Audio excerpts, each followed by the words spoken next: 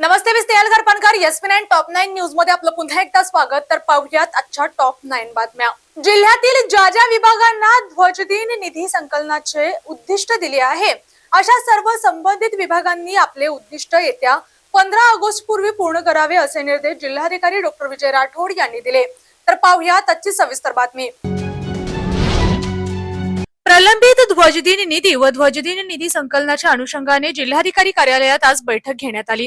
जिल्हाधिकारी म्हणाले, प्रलंबित पावती पुस्तकांबाबत संबंधित कार्यालयीन प्रमुखांचा अभिप्राय घेऊन तो जिल्हा सैनिक कल्याण कार्यालयाला सादर करावा. उर्वरित विभागांनी निधी संकलनाबाबत गांभीर्यपूर्वक योगदान द्यावे. तसेच या निधीबाबत जी कार्यालये योगदान देणार नाही त्यांची गंभीर दखल घेतली जाईल, असा इशाराही त्यांनी या बैठकीत दिला. यंदाच्या वर्षी सुमारे 1,80,00,000 रुपये इतके ध्वजदिन निधी संकलनाचे उद्दिष्ट कोल्हापूर जिल्ह्याला मिळाल्याचे जिल्हा सैनिक कल्याण अधिकारी निवृत्त lieutenant colonel doctor Bhimsen Chavdar यांनी सांगितले. या बैठकीसाठी डेप्युटी सीईओ ओमप्रकाश यादव, समाज कल्याण सह आयुक्त सचिन साळे, जिल्हा विशेष शाखेचे विश्वास पाटील, सहाय्यक संचालक सुनीता निर्लेकर, कौशल्य विकास विभागाचे सारंग कापूरकर, नायब तहसीलदार नितीन धापसे पाटील सह जिल्हा सैनिक कल्याण अधिकारी सुभाष डोंगरे यांच्यासह इतर संबंधित अधिकारी उपस्थित होते. जिल्ह्यातील आजी माजी सैनिकांच्या समस्या सोडवण्यासाठी जिल्हा प्रशासनातर्फे सर्वतोपरी सहाय्य करण्यात येईल. तसेच त्यांच्या समस्या सोडवण्याला प्रथम प्राधान्य दिले जाईल, अशी ग्वाही जिल्हाधिकारी डॉक्टर विजय राठोड यांनी दिली. तर पाहूयात आजची सविस्तर बातमी. येथील राजश्री शाहूजी सभागृहात जिल्ह्यातील आजी माजी सैनिकांच्या अडीअडचणी सोडवण्यासंदर्भात जिल्हा सैनिक कल्याण मंडळाची बैठक आज आयोजित करण्यात आली होती. जिल्हाधिकारी पुढे म्हणाले, या ठिकाणी केंद्रीय विद्यालय आणण्यासाठीचा प्रस्ताव तयार करून सब एरियाला प्रशासनाकडून पाठवण्यात येईल. त्याचबरोबर अशासकीय सदस्यांना ओळखपत्र देण्याबाबत जिल्हा प्रशासन आवश्यक त्या बाबींचा अभ्यास करून त्यांना ओळखपत्र देण्याबाबत सकारात्मक राहील. यावेळी निवृत्त लेफ्टनंट कर्नल विलास सुळकुडे यांनी जिल्ह्यातील सर्व तालुक्यांमध्ये शासन निर्णयानुसार तालुकास्तरीय समिती गठीत करण्याबाबत मागणी केली. त्यावर जिल्हाधिकाऱ्यांनी त्याला सकारात्मक प्रतिसाद दिला.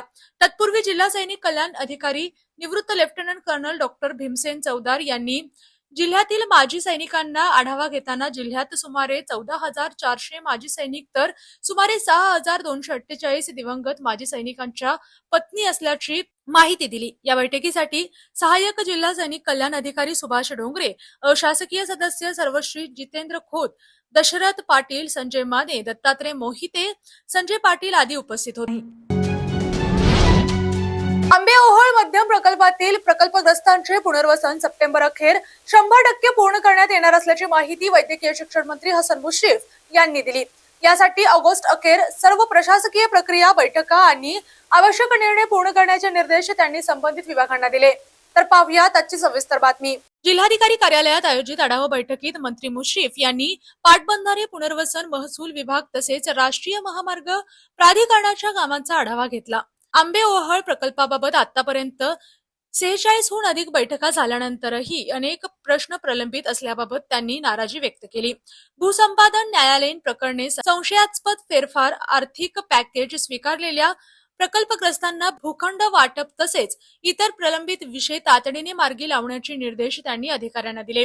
या बैठकीत कागल परिसरातील राष्ट्रीय महामार्ग व हॅम योजनेअंतर्गत सुरू असलेल्या सिमेंट कॉन्क्रिटीकरणाच्या कामांचाही आढावा घेण्यात आला.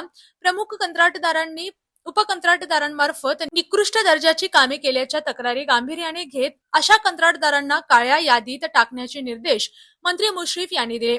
महामार्गावरील वाहतूक कोंडी, पावसाच्या पाण्याचा निचरा, पुलांची उंची आणि पाणीपुरवठा व्यवस्थेतील अडचणींबाबत नागरिकांच्या तक्रारींची दखल घेत या सर्व प्रश्नांवर चर्चा करण्यासाठी येत्या गुरुवारी कागल येथे राष्ट्रीय महामार्ग प्राधिकरणाचे अधिकारी, संबंधित कंत्राटदारांनी स्थानिक नागरिकांची संयुक्त बैठक आयोजित करण्याचेही त्यांनी निर्देश दिले. बैठकीत जलजीवन मिशन, बेलेवाडी मासा येथील पाझर तलाव आणि म्हाडा गृह प्रकल्पांसह मतदारसंघातील विविध विकास कामांचाही आढावा घेण्यात आला.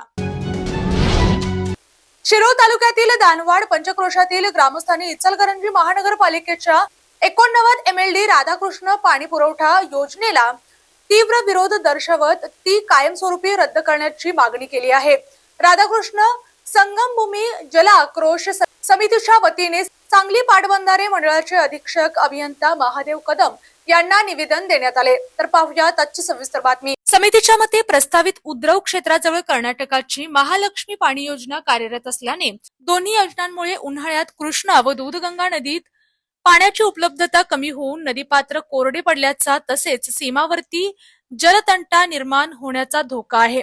जुने दानवाड, नवे दानवाड, दत्तवाड, टाकळी, घोसरवाड, राजापूरवाडी आणि खिद्रापूर या गावांची शेती, पिण्याचे पाणी व भूजल व्यवस्था या नद्यांवरच अवलंबून असल्याने या योजनेमुळे स्थानिक शेती आणि पर्यावरण धोक्यात येईल असा दावा ग्रामस्थांनी केला. या योजनेविरोधात संबंधित ग्रामपंचायतींनी ग्रामस्थांमध्ये ठराव मंजूर केले असून शासन, जलसंपदा विभाग आणि महाराष्ट्र जलसंपत्ती नियम प्राधिकरणाकडे कायदेशीर हरकतीही दाखल करण्यात आल्या आहेत. योजना रद्द न झाल्यास जल आक्रोश जन आंदोलन आणि साखळी उपोषण छेडण्याचा इशारा समितीने दिला आहे. यावेळी लोकनियुक्त सरपंच सी.डी. पाटील, ॲडव्होकेट राहुल राज कांबळे, माजी सरपंच संजय धनगर यांच्यासह अनेक ग्रामस्थ उपस्थित होते.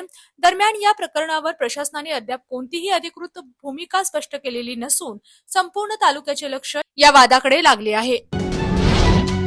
कोल्हापूर महानगरपालिकेच्या सर्वसाधारण सभेत विविध क्षेत्रात उल्लेखनीय कामगिरी करून शहराचे नाव राष्ट्रीय व आंतरराष्ट्रीय स्तरावर उज्ज्वल करणाऱ्या कर्तृत्ववान व्यक्तींना महापौर सौ रुपाराणी निकम आणि आयुक्त डॉक्टर राजेंद्र भारुड यांच्या हस्ते सत्कार करण्यात आला. तर पाहूया आजची सविस्तर बातमी. यावेळी पृथ्वीराज किरण मोरे यांचा नेपाळ येथे झालेल्या 11व्या आंतरराष्ट्रीय कराटे स्पर्धेत रौप्य पदक मिळवल्याबद्दल, समृद्धी महेंद्र कुंभार यांचा विद्यापीठ राष्ट्रीय वुशू स्पर्धेतील सुवर्ण पदकांसाठी, श्री सतीश वडणगेकर यांचा गेली 25 वर्ष महिला सक्षमीकरणासाठी मोफत स्वरक्षण प्रशिक्षण दिल्याबद्दल, तसेच श्री अविनाश पाटील यांचा क्रीडा व शैक्षणिक क्षेत्रातील योगदानाबद्दल गौरव करण्यात आला. यावेळी कुमारी तस्मिया मोहसिन सय्यद हिने स्केटिंग मध्ये सलग 1 तास 26 मिनिटे 26 सेकंदांची कामगिरी करत Asian book of world record मध्ये नोंद केल्याबद्दल तिचा विशेष सत्कार करण्यात आला. तसेच समलोहिया हायस्कूलचे कला शिक्षक श्री सागर बगाडे यांचा सामाजिक, सांस्कृतिक व शैक्षणिक क्षेत्रातील उल्लेखनीय कार्याबाबत राष्ट्रीय पुरस्कार प्राप्त केल्याबद्दल सन्मान करण्यात आला. या सत्कार सोहळ्यास उपमहापौर अक्षय जरक, स्थायी समिती सभापती विशाल शिराळे, विविध विषय समित्यांचे सभापती, नगरसेवक, नगरसेविका, नगरसचिव सुनील बिद्री तसेच महापालिकेचे अधिकारी मोठ्या संख्येने उपस्थित होते. यावेळी मान्यवरांनी सन्मानित व्यक्तींचे अभिनंदन करत त्यांच्या कार्यामुळे कोल्हापूरचे नाव देश विदेशात उंचावल्याचा गौरवपूर्ण उल्लेख केला. नवी दिल्लीतील जंतर मंतर येथे सुरू असलेल्या आंदोलनादरम्यान आंदोलनकर्त्यांवर पोलिसांनी कथित लाठीचार्ज केल्याची माहिती समोर आली असून या घटनेनंतर संतापाची लाट उसळली आहे. शांततापूर्व मार्गाने आपल्या मागण्या मांडणाऱ्या आंदोलनकर्त्यांवर बलप्रयोग करण्यात आल्याचा आरोप होत आहे. तर पाहूया आजची सविस्तर बातमी.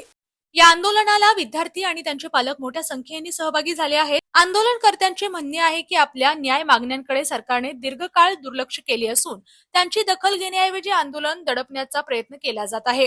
दरम्यान कायदा व सुव्यवस्था राखण्याच्या पार्श्वभूमीवर जंतर मंतर परिसरातील काही मेट्रो स्थानकांवरील सेवा तात्पुरती बंद ठेवण्यात आली आहे. त्यामुळे प्रवाशांची मोठी गैरसोय झाली आहे आणि अनेकांना पर्यायी वाहतुकीचा आधार घ्यावा लागत आहे.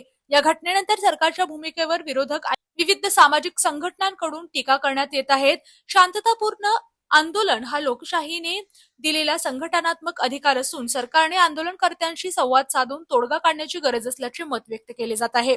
याबाबत दिल्ली पोलीस किंवा केंद्र सरकारकडून अधिकृत भूमिका समोर येण्याची प्रतीक्षा असून या प्रकरणाकडे संपूर्ण देशाचे लक्ष लागले आहे. गोकुळ दूध संघाशी संलग्न असलेल्या 410 दूध संस्थांना सभासदत्व रद्द करण्याबाबत नोटिसा बजावण्यात आल्याने जिल्ह्यातील दूध संस्था आणि सभासदांमध्ये अस्वस्थतेचे वातावरण निर्माण झाले आहे. तर पाहूया आजची सविस्तर. या पार्श्वभूमीवर गोकुळचे माजी संचालक डॉक्टर चेतन नरके आणि अंबरीप घाटगे यांनी संबंधित संस्था प्रतिनिधींसह सोमवारी गोकुळच्या प्रशासकीय मंडळाचे सदस्य बलकवडे यांची भेट घेऊन संस्थांना न्याय देण्याची मागणी केली. राज्य शासनाच्या द्विसदस्यीय समित्यांच्या अहवालाच्या आधारे विभागीय उपनिबंधक पुणे यांनी संबंधित 410 दूध संस्थांचे सभासदत्व रद्द करण्याबाबत निर्देश दिले आहेत. या विरोधात संस्थांनी कोल्हापूर सर्किट बेंचमध्ये अपील दाखल केली आहे. त्यावेळी न्यायालयाने गोकुळ प्रशासनाने नैसर्गिक न्यायालयाच्या तत्वानुसार निर्णय घ्यावा असे स्पष्ट निर्देश दिले होते. या निर्देशानुसार गोकुळचे कार्यकारी संचालक डॉक्टर योगेश गोडबोले यांनी संबंधित 410 संस्थांना आपले सभासदत्व रद्द का करू नये अशा आशयाच्या कारणे दाखवा नोटिसा बजावल्या आहेत।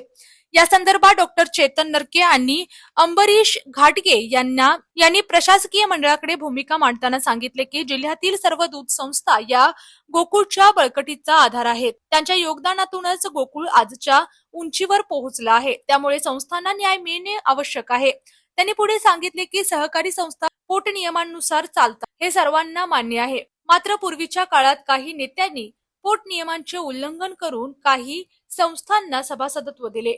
त्या निर्णयांमध्ये संबंधित दूध संस्थांची कोणतीही चूक नसताना आज त्यांना कारवाईला सामोरे जावे लागत आहे। त्यामुळे या संस्थांवर अन्याय होऊ नये अशी भूमिका त्यांनी मांडली। यावेळी त्यांनी प्रशासकीय मंडळाकडे संबंधित संस्थांशी दूध व्यवहार कायम ठेवत त्यांना ब किंवा दुय्यम वर्गाचे सभासद म्हणून कायम ठेवण्याचा पर्याय विचारात घ्यावा अशी विनंती केली।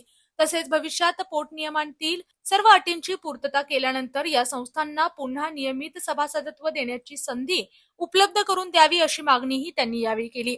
या मागणीवर प्रशासकीय मंडळाने सहानुभूतीपूर्वक विचार करून कायदेशीर चौकटीत योग्य निर्णय घ्यावा अशी अपेक्षा संस्था प्रतिनिधींनी व्यक्त केली आहे। ग्लासगो 2026 राष्ट्रकुल क्रीडा स्पर्धांसाठी रवाना होणाऱ्या भारतीय पॅरा खेळाडू, प्रशिक्षक आणि सहाय्यक कर्मचाऱ्यांचा निरोप समारंभ उत्साहात पार पडला। तर पाहूयात आजची सविस्तर बातमी। या प्रसंगी संपूर्ण देशाने भारतीय पॅरा पथकाला शुभेच्छा देत त्यांच्या यशस्वी कामगिरीसाठी विश्वास व्यक्त केला। निरोप समारंभात खेळाडूंच्या कठोर परिश्रम, जिद्द आणि देशासाठी पदक जिंकण्याच्या निर्धाराचे कौतुक करण्यात आले। प्रशिक्षक आणि सपोर्ट स्टाफ यांच्या योगदानालाही विशेष गौरव करण्यात आला। ग्लासगो 2026 राष्ट्रकुल क्रीडा स्पर्धेत भारतीय पॅरा खेळाडू दमदार कामगिरी करून देशाचा तिरंगा उंचावतील असा विश्वास व्यक्त करण्यात आला। देशभरातील क्रीडा प्रेमींनीही गो टीम इंडियाचा जयघोष करत खेळाडूंना शुभेच्छांचा वर्षाव केला। भारतीय पॅरा पथकाला यशस्वी आणि संस्मरणीय मोहिमेसाठी मनपूर्वक शुभेच्छा देत संपूर्ण देश त्यांच्या उत्कृष्ट कामगिरीची आतुरतेने वाट पाहत आहे।